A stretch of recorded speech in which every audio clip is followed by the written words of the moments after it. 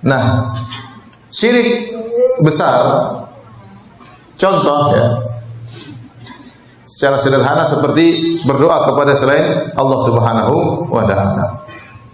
Contohnya percaya kepada perkataan dukun. Contohnya menyembelih kepada selain Allah Subhanahu wa taala. Ini saja sudah banyak di tanah air kita. Contoh ya, meminta kepada selain Allah.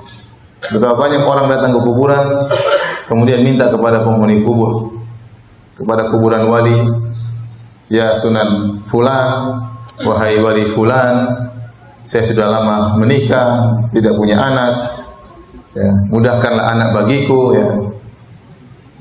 Sementara yang dalam kuburan dulu waktu masih hidup juga mandul, ya. Orang terkadang saya heran, ya, logika mereka kemana? Kata Nabi, idza mata ibnu Adam inqata amaluhu. Kalau anak Adam sudah meninggal, terputus amalannya, dia sudah tidak bisa apa-apa. Makanya dia tidak bisa lagi sholat, kita yang sholatkan. Dia tidak bisa lagi berdoa, kita yang doakan. Dia tidak bisa lagi mandi, kita yang mandikan. Iya, kalau dia bisa mandi, mandi sendiri. Ngapain kita mandikan? Pegang-pegang lagi badannya. Dia marah kalau saya bisa mandi sendiri, kok mandikan saya. Ya. Kemudian dia tidak bisa lagi pakai baju, kita yang kafankan. Dia tidak bisa lagi masuk ke rumahnya, kita yang angkatkan sampai masuk ke dalam liang lahat. Setelah kita yang mandikan, kita yang kafankan, kita yang sholatkan, kita yang doakan, kita yang masuk kafan, terus kita minta sama dia. Ya, otak kita kemana? Ente yang mandikan saya, ente bahlul katanya. Ya, coba. Di mana ya? Sementara orang banyak meminta-minta kepada mayat. Dalam doa mereka, ya Abdul Qadir Jailani, wahai Abdul Qadir Jailani, aghithni, tolonglah aku. Abdul Qadir Jailani mati di mana? Meninggal nih. Dia wali, dia ulama. Tapi dia meninggal di sana, di Arab sana. Kemudian ente di Makassar berteriak ke Abdul Qadir Jailani, tolonglah aku. Ente di mana? Abdul Qadir Jailani di mana ya? Ini kesyirikan, syirik akbar, bahaya. Minta kepada selain Allah. Orang berbondong-bondong, ya, semangat pergi ke kuburan, lebih semangat daripada pergi ke masjid. Ya. Kuburan lebih ramai daripada masjid. Sampai ada kawan-kawan yang tinggal di daerah kuburan-kuburan dikeramatkan seperti itu cerita. Ya. Ustaz, sampai ada ibu datang kepada saya. Benar katanya kalau minta ke kuburan tersebut dikabulkan. Subhanallah. Ya. Jadi orang semangat minta kepada penghuni kubur, dan ini syirik, ya, sangat berbahaya. Ya.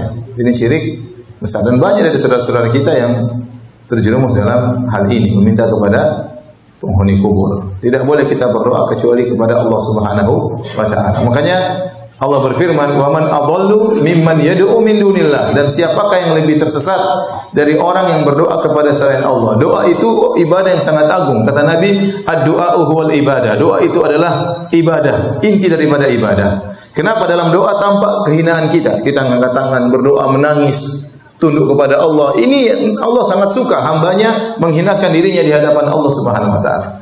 Lantas ketundukan, kehinaan ini kita berikan kepada makhluk, inilah dosa syirik paling besar.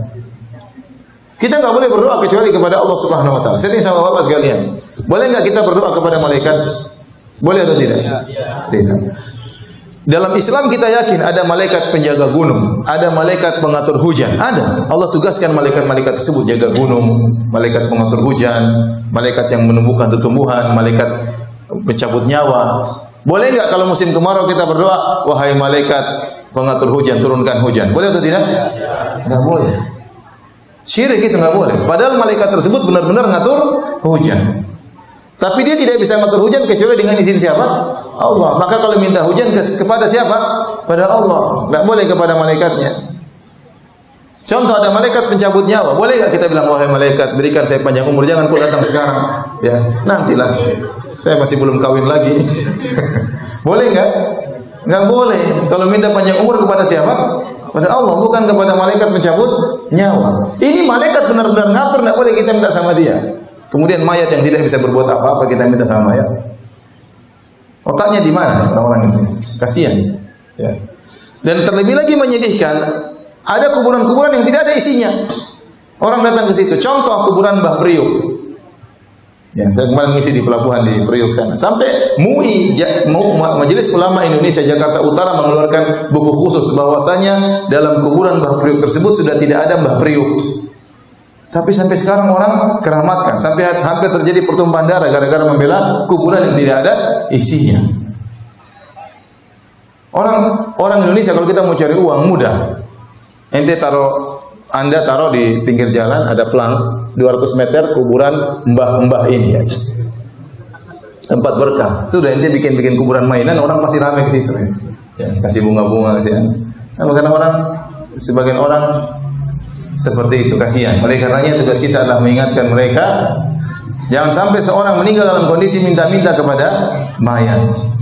Minta-minta kepada arwah, kepada ruh-ruh, minta-minta kepada jin, minta-minta kepada malaikat, ini semua kesyirikan. Berdoa hanya kepada Allah. Saat Anda menghinakan diri Anda, mengangkat kedua tangan, menangis, itu hanya untuk Allah Subhanahu wa taala.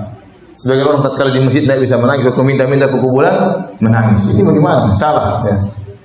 Ya, makanya Allah mengatakan wa annal masajida lillah fala tad'u ma'allahi ahada. Sesungguhnya masjid hanyalah milik Allah, maka jangan kalian berdoa bersama Allah dengan selain Allah. Berdoa hanya kepada Allah Subhanahu wa taala.